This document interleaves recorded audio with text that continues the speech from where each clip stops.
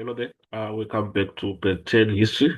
In this video, we want to look at the standardized test of September 2024. So we are going to start on instructions and information whereby uh, instruction number 2 reads section A consists of one source-based question, source material that is required to answer the questions to be found in the addendum.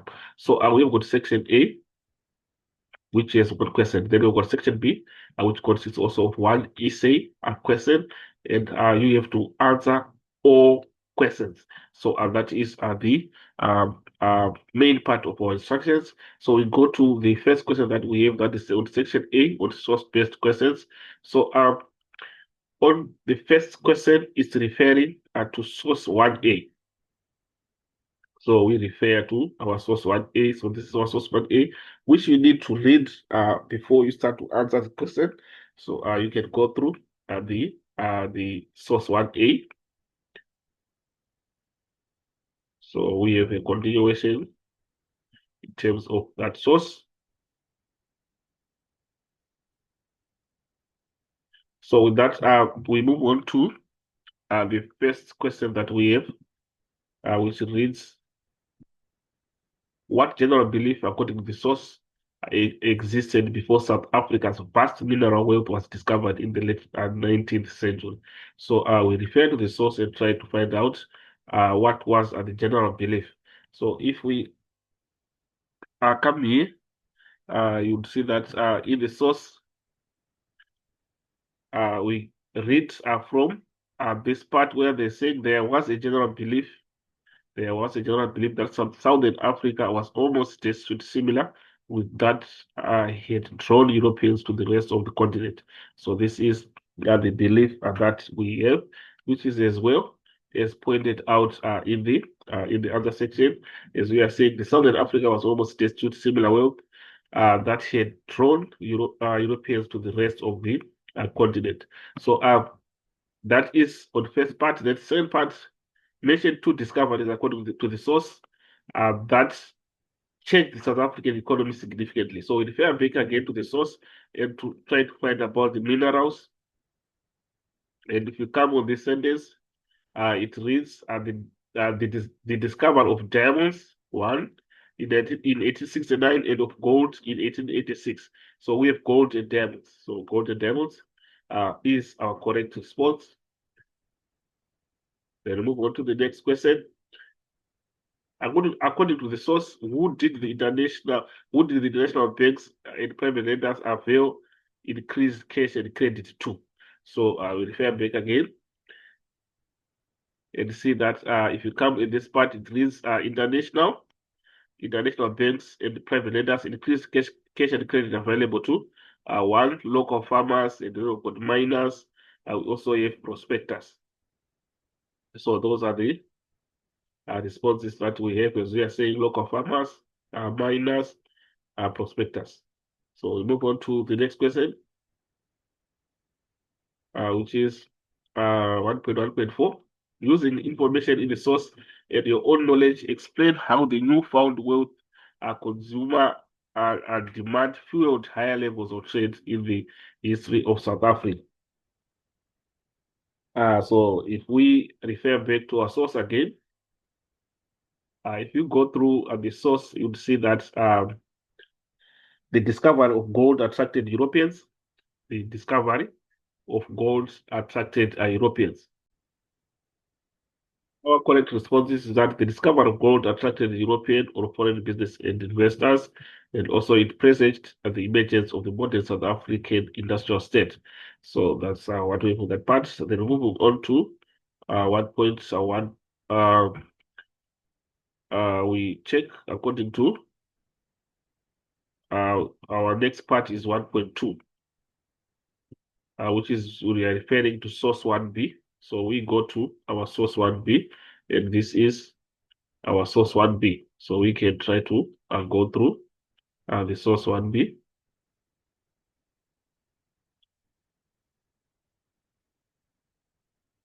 So you are supposed to go through everything before you attempt to answer the question.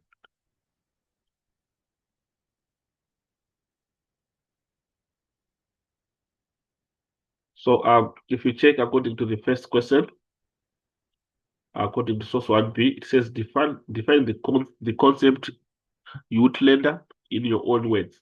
So we go to where we have that is mentioned. As we hear, it reads decided to restrict franchise of those who were considered youth lenders. So we need to come up with a description of youth lenders according to the context that we have.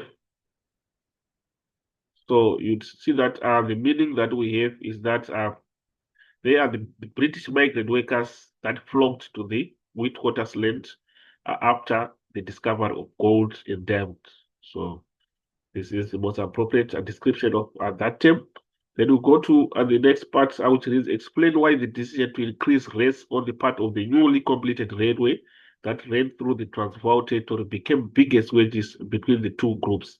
So if you go back uh, to our source, it reads one of the biggest wedges between the two groups was the decision of the Transvaal government to increase rates on the part of the newly completed railway that ran through Transvaal territory.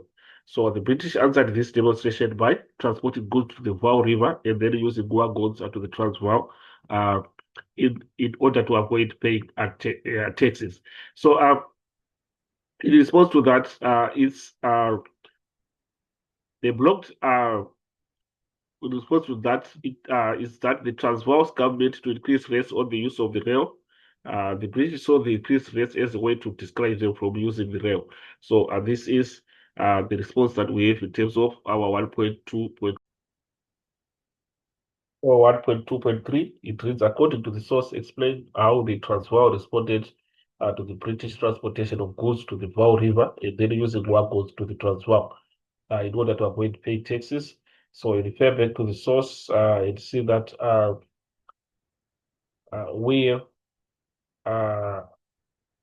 the answers is from the information that we have, so we can pick from this point that consequently the Transvaal blocked access to their territory by closing the drifts. So that's how they responded.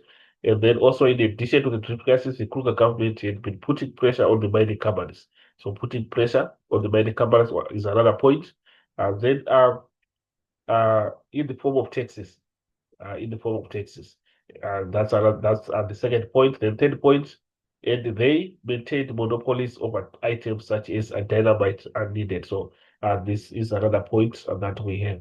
So this is as we have in the other section, as we have the first point, which is they blocked access to their territory by closing the drifts, put pressure on the mining companies in the form of taxes.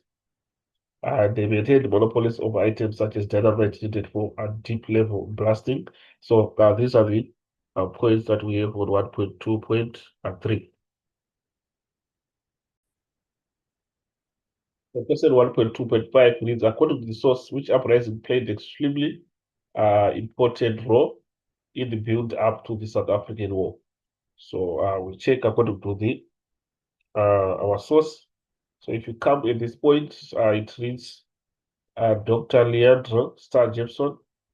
We also have Cecil John Rhodes, whereby it reads Cecil John Rhodes and his associate, Dr. Leandro Star Jameson, to begin planning an uprising of youth leaders in Johannesburg. So we have the two that we have for that part, and then we move on to the next part of our question.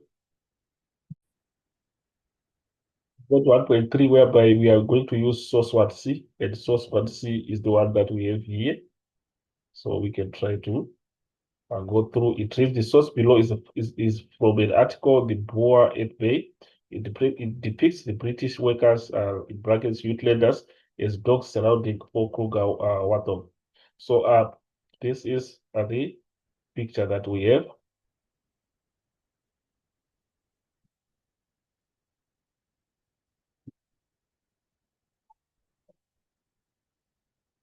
So the question that we have is, what message does the picture convey? Use visual clues, visual clues in the picture to support your answer. So, message which are being conveyed by the picture. So you'd see that um, the message that is being conveyed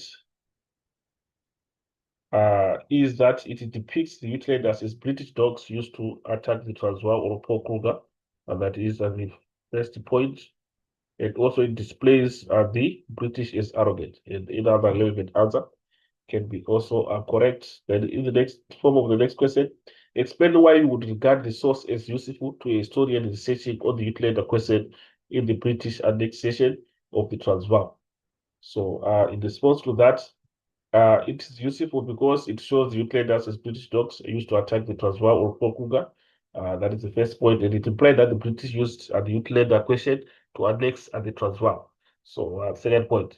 So, this is what we have in terms of our source 1C, and of course, we move on to the next source, which is source 1D. Going to question 1.4, it's on source 1D. And of course, this is our source 1D. That is benchmarks. October 11, Internet Night, Second Boer War begins. Wed by discovery of gold by Bethany. So, in that case, you need to go through the source that you are given before you attempt to answer the question.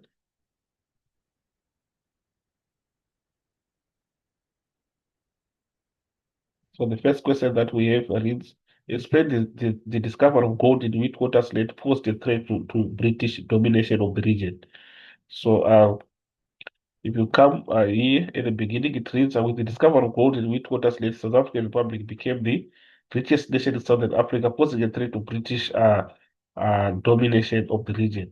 So obviously, this has to do with economic power, since British was dominating. So the discovery of gold in Witwatersrand, South Africa, it means it was going to enhance the economic power in the South African Republic. So that's the response. So we're saying the discovery of minerals signified economic power.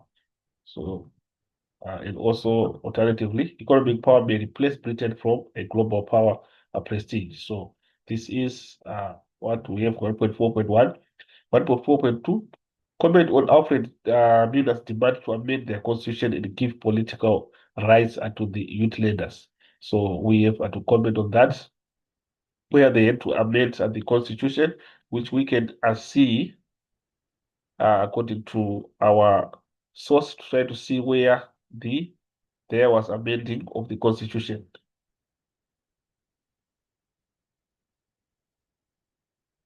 So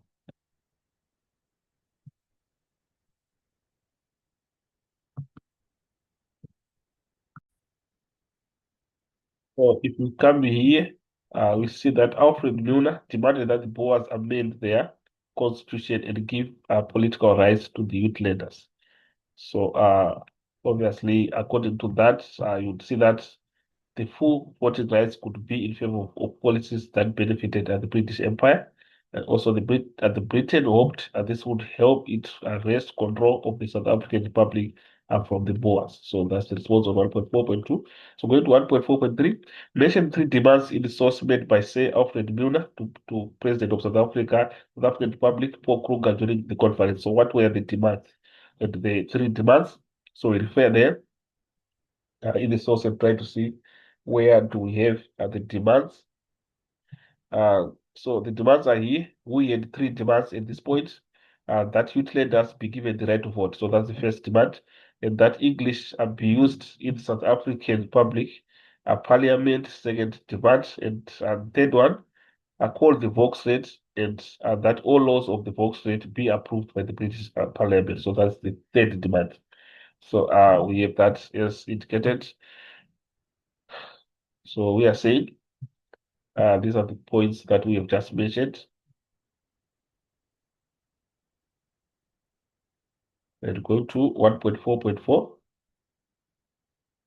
It should explain the concept of Volksraad in the context of Paul Kruger's view on the British annexation of the Transvaal. So Volksraad, we see that we have Volksraad is mentioned in our source. So here it is that end that all laws of the Rock State be approved by the British Parliament. So within that context, we can see the explanation, which reads the protection of the independence of the Boer Republic, Transvaal. That can be an explanation that we can attach to that. So on 1.4.5, it is using information in the source and your own knowledge. Explain why the 1899 summit and Bloemfontein conference was regarded as a major turning point. So with that, we are saying it led to the breakdown between the British and the Boer Republic. It led to South African War. It signified the end of the independence of the Boer republics. In any other relevant response can also be marked correct. So moving on to 1.5.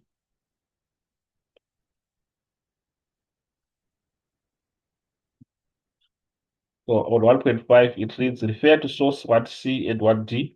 Explain how the evidence in source 1D supports the information in source 1C regarding the role of the Uitlander in the British annexation of the Transvaal.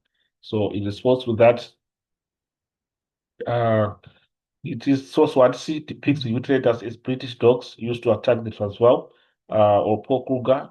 And 1D says the British recognize that if Uitlanders who potentially outnumber the Boers, they would help it wrest control of the South African Republic from the Boers. So this is the response to that 1.5. So we go to the next one, which is now 1.6.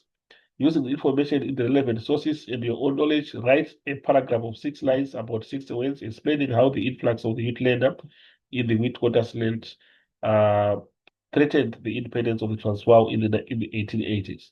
So with the response to that, these are the points that we have.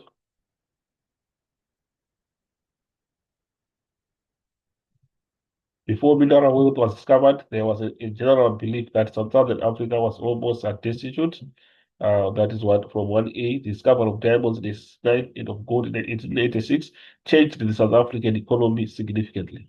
So we have other points that we can also include that are also correct.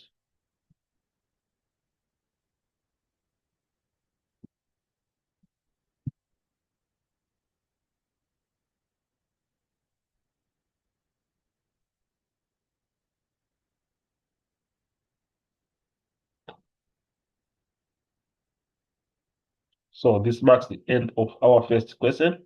And of course, we are left with the essay question. Oh no, essay, you must discuss whether Africans played a critical role to enable the British to win the South African War between 1899 and 1902. So, in terms of the main aspects, this is what we have in terms of what is required according to the main aspects. And then, of course, under the elaboration part, the candidates should include some of the following points. So, these are the points that you can include, whereby the first one is African people also played an important role in the war. Africans were more supportive of the British than the Boers. So these are some of the points that we can include according to our essay.